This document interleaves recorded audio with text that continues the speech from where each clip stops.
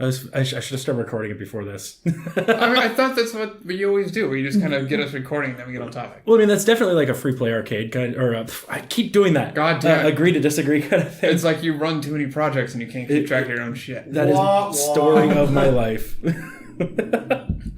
All right. Keep it in. So...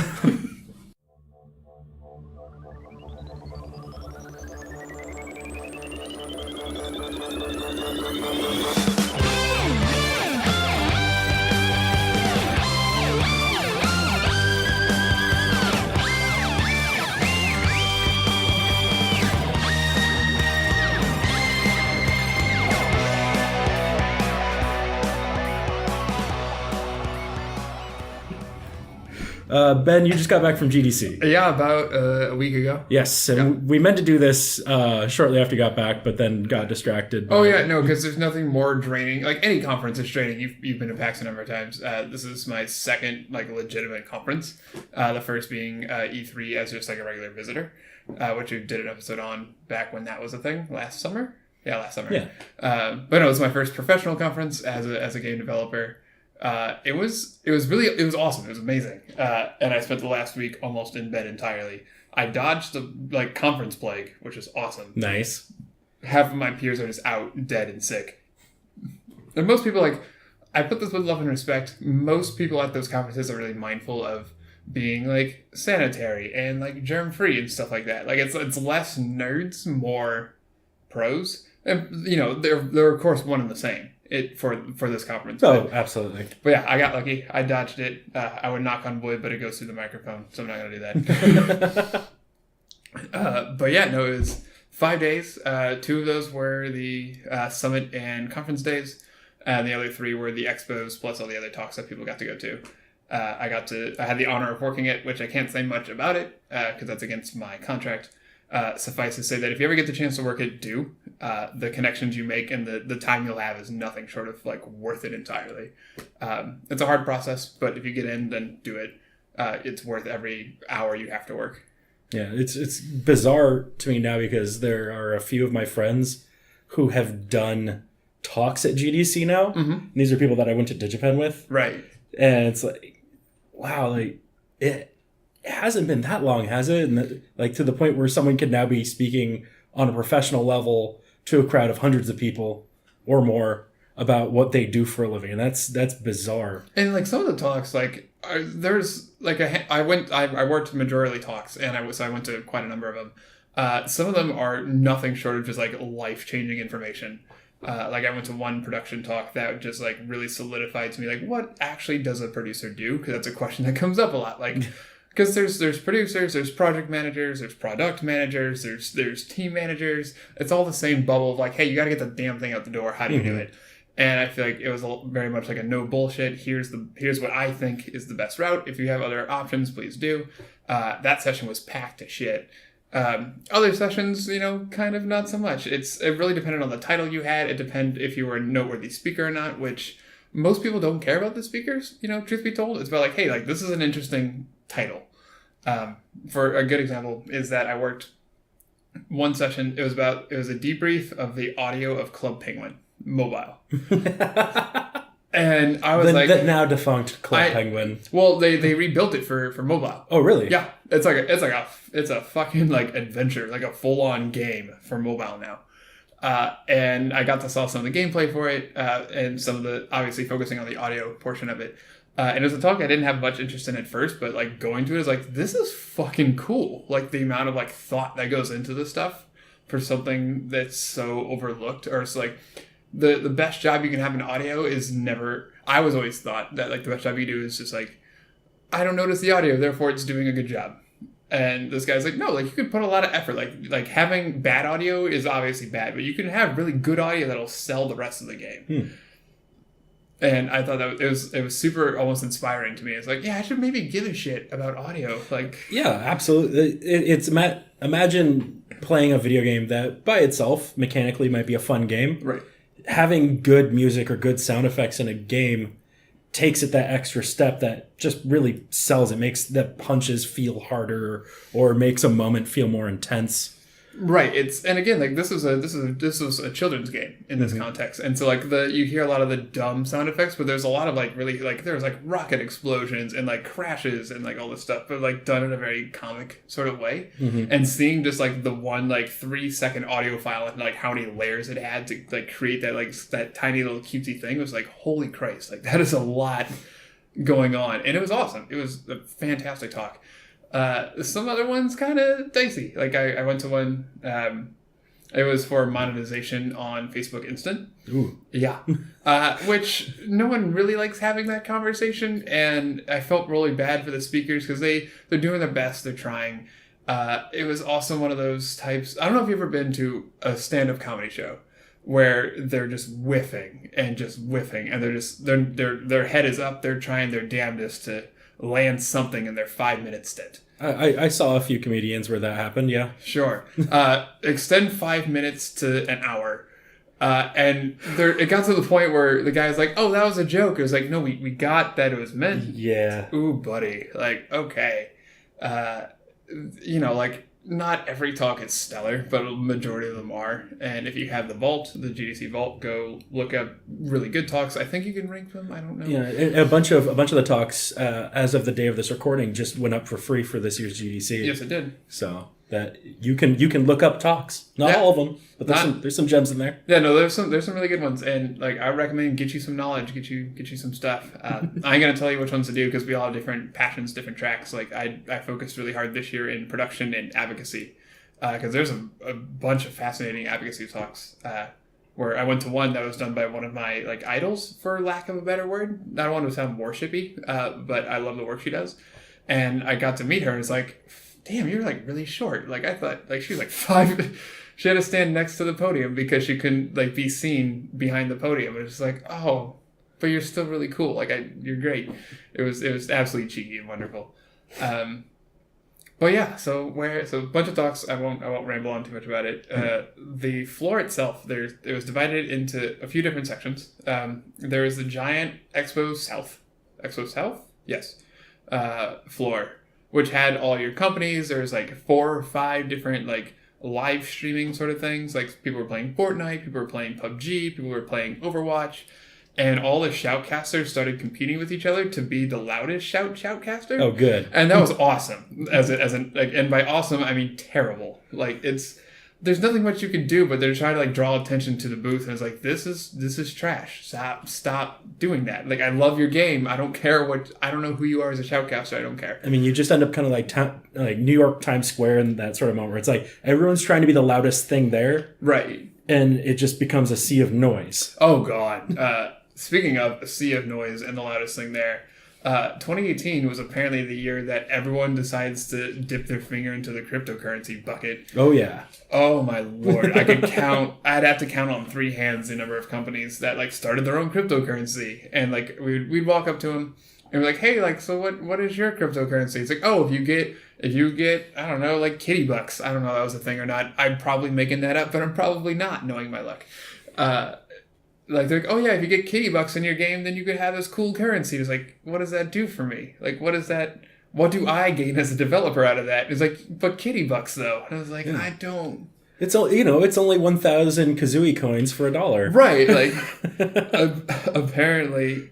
Or for an actual one, Atari just announced one that they're starting. It's like called like Atari Coin or like Arcade Coin or something. So I heard that Bungie is starting one as well. Oh, but no. And so I've heard. I'm not confirming anything.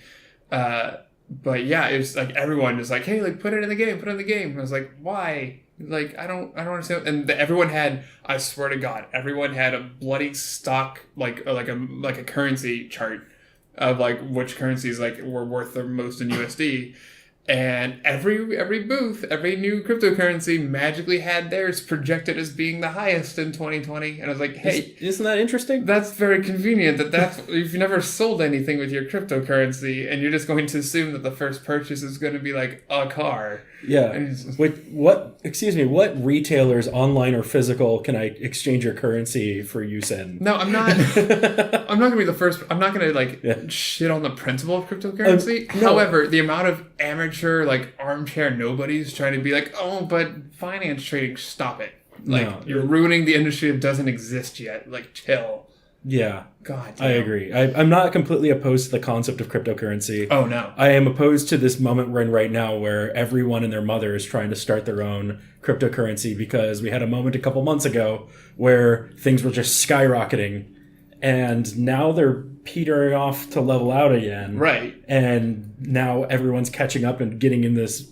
Anyway, that's a whole other topic. Oh, it's a huge topic that had its presence, and I wanted to make note that maybe, like, come to GDC with a better marketing pitch and just, like, do it! You know what game would benefit from a cryptocurrency in my mind? What's this? Cookie Clicker. Yeah, I could see that. I mean, don't get me wrong. I can see the value in doing it, very truthfully. It's just a matter of, like, you have to make sure that your thing is stable. You have to make sure that it's fairly secure. And you have to make sure people give a shit. And so far, like, there's 0 out of 3 that I'm guaranteed for a lot of those. Because guess who wasn't there? Bitcoin. Guess who? Ethereum was there, but I don't care. Yeah. What else did you see on the floor at GDC? Oh, sure. What else was there? There was, the IGF booth, the Independent Games Foundation, was there, of course. And I got to play a bunch of the indie games that were up for awards. 2 DigiPen games, my school of choice, were up for Student Game of the Year. They both did not win, tragically.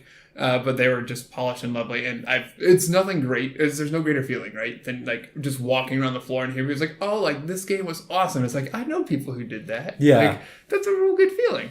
But they were there.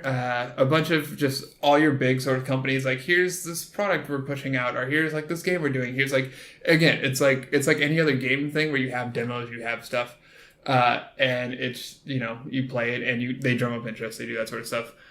Some stuff with hiring, definitely some career-oriented stuff. Be like, hey, like, we need interns, we need contractors, we need this and that and the other. So a lot of good reach out for that. I think one of my favorites, before I dive into my own personal biases, was their Day of the Devs, which is, like, small indie games. I got a chance to play a few of them, and all of them are just, like, stupid and ridiculous and just lovely. Like, there's one where you played as a goose trying to ruin somebody's picnic. I know that one, yeah. Yeah, it's called Untitled Goose Game, and I hope they keep that name, Untitled Goose Game, because I appreciate on-the-nose stuff a little bit.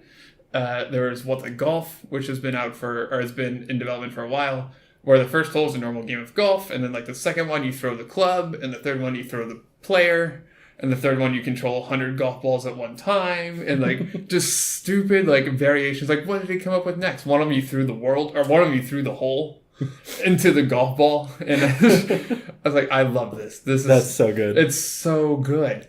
I could just imagine the people when they were coming up with the idea for that game sitting around a table and just throwing out ideas, and I wonder what ideas they didn't use. Well, that's the thing, you know? like, as a very side tangent about development, like, I feel like a lot of people are trying to go for, like, the most, like, serious, the most, like, impactful story, and don't ever think that I'm dissuading you from doing that. But there's got to be a day where you just spend 2 weeks making the dumbest bullshit, and you're like, this is awesome. Like, game development is fun again. Because it's really hard to, like, develop a story. Like, oh, like, I have major depression. I'm going to write a video game about my major depression. Gee, I wonder how that's going to fare for my mental health. Like, it's a dangerous game to play. And sometimes you just got to have fun with it. Hell, like, when I got back Monday at school, I saw 10 people with tennis balls in their hands. I was like, what the hell? Like, did we start tennis club? Like, what is happening? And someone threw me one of the balls, and it had the name of the company on it. Because there's... I forget what the name of the game was. It's something like Good Doggo or something like that, where you played as a corgi, and it was super cute. And that was their advertisement, was a tennis ball, and the company's name was Bork Bork. And I was like, God, you get it. That's marketing. That's fucking brilliant. Like, there's some people who just like, of course, your big companies, Amazon, Twitch, PUBG, Bluehole were there, and they had, like, these elaborate, like, booths and displays and all that crap. And here's this guy with tennis balls, and I know his game way better than I know the stuff that Amazon's trying to do. And guess what? Their marketing didn't cost $1 million. Oh, easy. For easy. a weekend-long show. I will say that the Fortnite people had... what's a mechanical bull, but it was a mechanical unicorn. Okay, yeah. And that was dope. That was just stupid fun. I enjoyed that. You know, there's usually some sort of variation on a mechanical bull at PAX too. I think people just like mechanical bulls. Yeah, I don't understand why. Like, I just want to make an ass of myself in front of everyone for 30 seconds. And to be fair, like, that's my jam too. I get it. Good times. Absolutely wonderful. Oh yeah, my thing. Yes, let's take a minute and talk about the reason that you were there, other than working it. Yeah. But the reason DigiPen had me there. Yeah. So what? Again, not on behalf of the school. I should clarify that before they get pissed off. No, so I was there for Alt.Ctrl.GDC. And for those who don't know, Alt-Control are games that are developed without standard control protocols. So no keyboard, no mouse, no like handheld controller, none of that. It's always like usually hand-built stuff, always ridiculous. Some of the games this year were just like, this is dumb, and I fucking love it. And honestly, out of all the projects there's 20 in total. I think the selection process, I think from what I understand, like 100 people applied, 120 people, and they select 20 of them. And so it was really cool to be selected as part of that. And so for context, what me and my team did, we built digital air hockey. We made a table that had an electrical grid on it, more or less, that was able to detect where your hand is because your hand gives off electricity. Your entire body does. And based on how fast, so to speak, I'm sure my designer will be really pissed that I'm screwing up some of the physics of this. Sorry, but high level. Sorry, high level. So you touch the wire, and based on where we think you are, we do some data magic on the other side. But we have a rough estimate of where you are, and we tell Arduino, it's connected by an Arduino, to talk to Unity, which has a really nice. They get together really nicely, which I'm kind of amazed about. And we tell them like, hey, like we think there's input here, so do some game magic around this point. And so we demoed the technology by doing air hockey, and we spent way too long on that demo for what it was worth. We anticipated people playing like 5 to 7 minutes at a time. It's like, oh cool, we're gonna play for like a minute, and that's perfectly fine. But yeah, so we were there for that. And the way we have it set up is that we have a projector that was mounted overhead, beaming onto the table. So the table is also its own screen, because it only makes sense to do that with air hockey. That's really the only way you could play it reasonably. But yeah, and so we had so many people come up to us and it's like, oh, like you're doing camera tracking in the projector. Nope, absolutely not. And once we told people that, they're like, oh shit, like how are you doing this? Like I'm honestly really confused. And so we flip open our tablecloth, we show them the grid, we do the whole like low-level explanation for people who understood it, and they're like, wow, that's fucking cool. And I was like, oh, it feels good to be like validated that we did a cool thing. And so we had a bunch of people interested. The reception was great. My team, I remember like we were basically about to fight each other by the time we got to the convention, and they were like, yeah, no, it was worth it. This was a good time. I ain't driving that son of a bitch down again, though. I drove from Seattle to San Francisco. Don't do that. Oh, that's right. Yeah. I didn't even think about the logistics of moving the table down there. Oh, my God. Like, okay, fun fact for everyone thinking about doing the thing I told them not to do.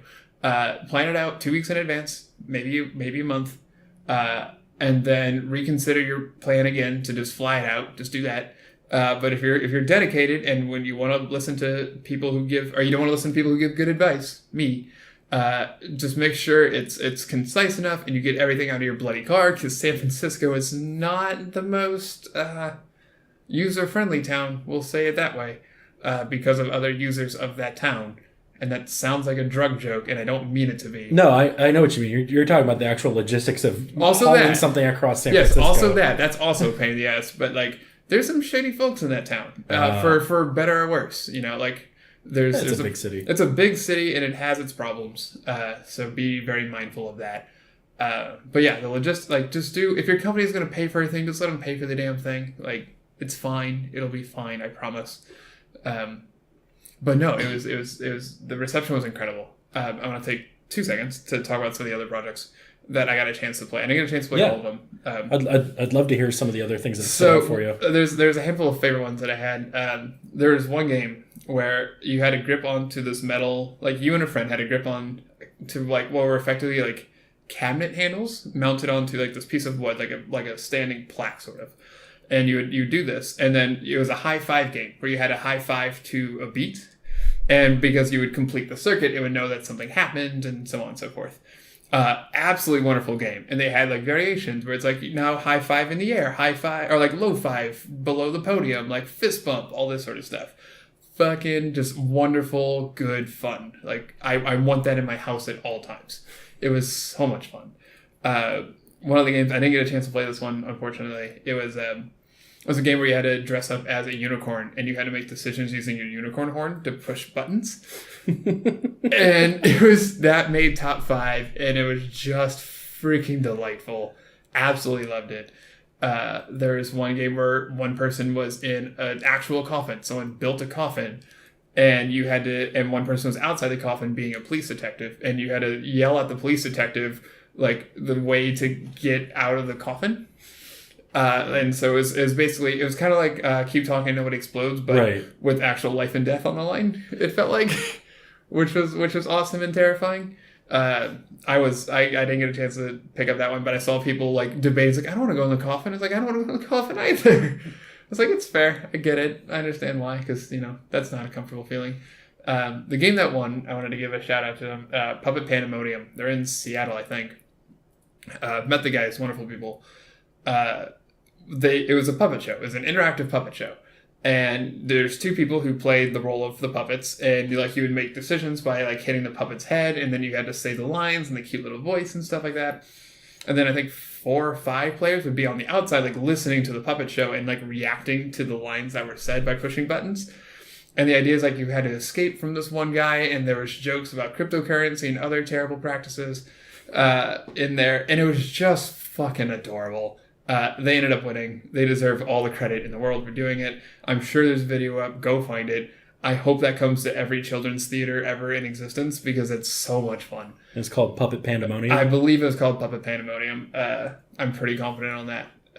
But no, like, again, if you ever get a chance to work in custom hardware, just do it. It's stupid. It's fun. It's actually pretty easy to get started. Like Arduino and like makey kits and stuff like that. Super trivial to get up and running. The really not even the struggle. The challenge is coming up with something really creative, something really innovative and whatnot. So like we thought, like we were definitely the most accessible. We were the most like multi-purpose device. Like you can't use a unicorn horn to do other things, generally speaking. Yeah. But we could do a bunch of us, and like we're happy with where we ended up.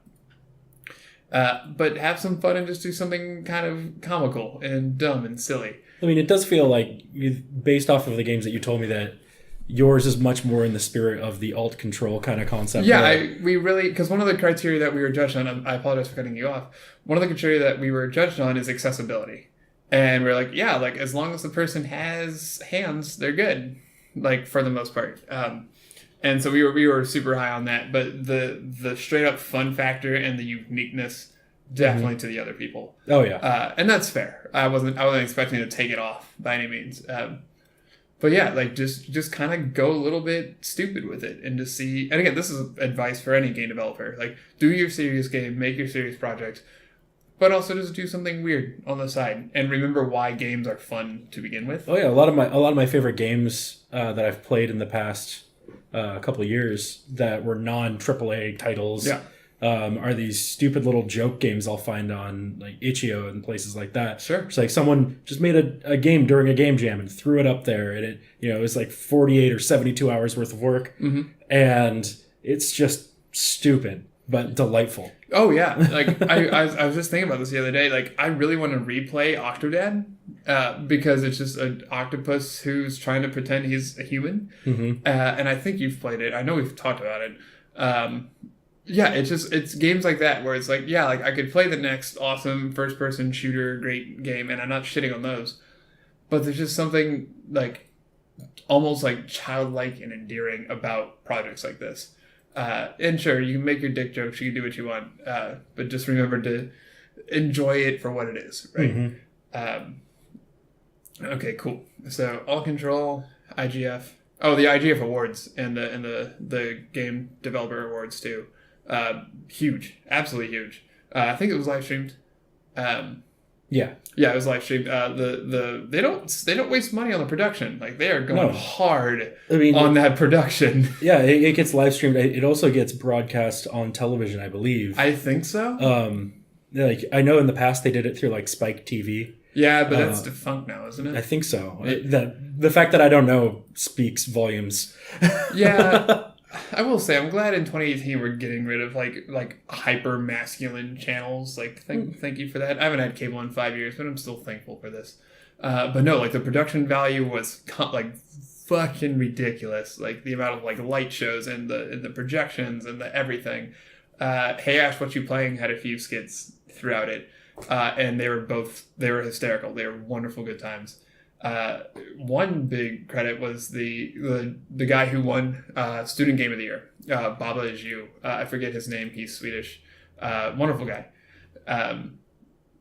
Yeah, he was a solo developer who started his game on a train jam or on a small Nordic jam. Mm-hmm. He won Nordic Jam. And it was just this very, very clever use of like using the world to bend the rules of the game. I can't really explain it very well via audio, but play it yourself. There's a free game jam demo of it, and it's coming out later this year, which I hope to do like an indie game book club about it because I think it's just tops.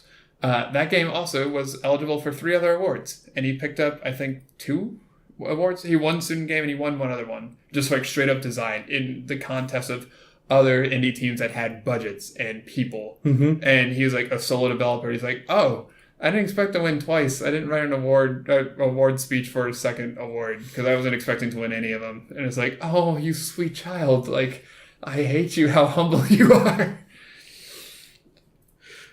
That's like the most well-placed humble brag kind of thing. Oh yeah, it's like he gave his little speech at the beginning What do I do? when he won the student award. He's like, yeah, like Baba is win, and then he went up the second time. He's like, just make that joke again and again and again. That's all I have. I'm not that funny. And I was like, you're a delight to everything. But no, the entire award ceremony was wonderful. I had a headache from the day before when I went partying out in San Francisco. Game developers can go hard. I've learned that. Sometimes to their own detriment. Oh, a lot to their own detriment. It's funny seeing people walk into the conference center at like 9 a.m. like pounding a coffee and like holding their head. And the amount of people's like, oh yeah, where's the bathroom at? And like that way, and you just see them like sprint down that way. It's like, okay, cool. I know where you were at yesterday. Like solved that problem. No, it's the conference itself is wonderful. The Moscone Center where it's at is a beautiful building. They were doing some remodeling. I was at a round table where you're competing with the sound of construction. And it got to the point where we were just like having a shouting match against like a jackhammer. And it was just a great experience. Yeah, I'm bad at summaries. You know this if anyone's ever taken a phone call from me, where I suck at hanging up the phone. I'd rather just kind of like end and call it a day. But no, like if you get the chance to go, if you're a professional, do it. If you're not a professional and you want to be a professional, do it. If you're not a professional and you don't want to work in the industry, maybe go to the parties that are related, but you don't have to buy the ticket. Even then, though, like that's an option. Thumbs up from Andrew.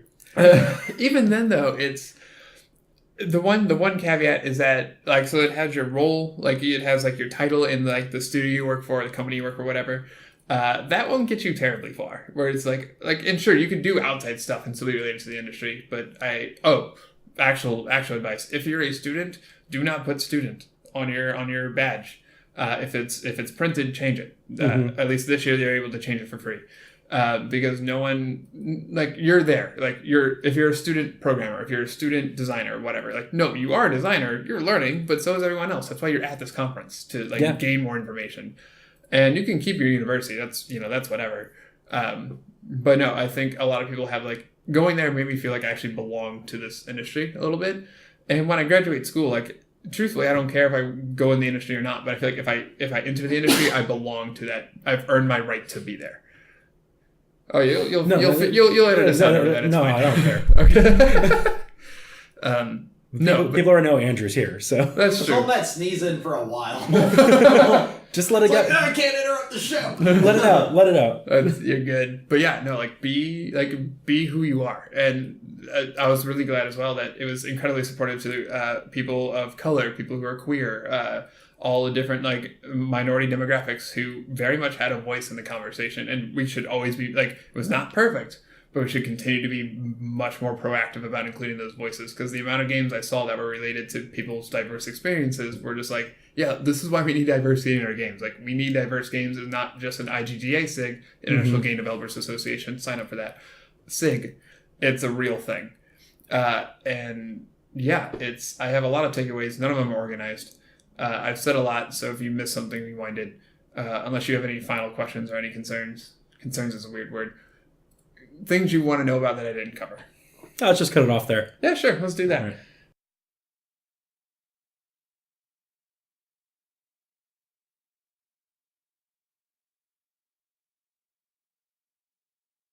I don't know. Do you always have a closeout? I haven't done this in 2 No, months. I've already stopped it. Oh. No, I mean like in the finalized recording. I'm just gonna like have a hard cut. Gotcha. I really I saw wanted to be the lying, button. and now I was like meandering. Yeah, No, that I'm gonna include this in some fashion. Yeah, but- no, because I saw Fair the enough. button lit up. I was like, when the fuck did you stop it? Like, No, because the I'm very moment confused. the moment you said that you have a hard time like ending phone calls and things like that, I was like, oh, I'm just gonna do a hard cut on this because it's gonna be great. Bam.